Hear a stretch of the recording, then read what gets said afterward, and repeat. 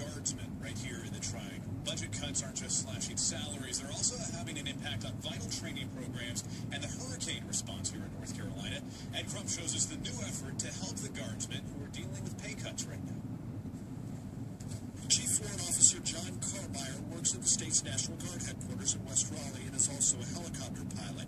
He and 1,000 other full-time guardsmen and women are 3 weeks into a program that cuts their work week by a day. When you take 20% pay cut, it's a big deal. Carmeyer has a son in college and the usual bills all families have, but they're much harder to cover with a pay cut during a recession.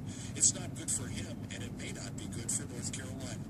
We have a 32-hour work week, so we have less aircraft to fly, less people working on aircraft. The job of the National Guard is to serve, so it's not often you hear complaints come from the National Guard headquarters here in Raleigh. But recently, the general over the National Guard sent out a strongly worded statement to the news media. The general decries the pay cuts, but writes that the Guard will make sure it still fulfills its mission to serve the state, even if it's a struggle.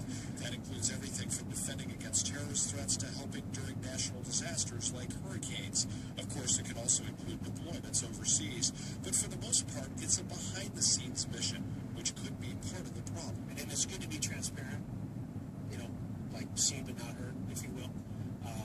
But sometimes I think somebody needs to beat the drum for us. And that may be up to the same citizens who stood up against furloughs for active duty military. Carmeyer says there's now talk of extending Guard furloughs into 2014, and only an effort by citizens to lobby Congress is likely to change that. In Raleigh, Ed Crump, ABC 11 Eyewitness News.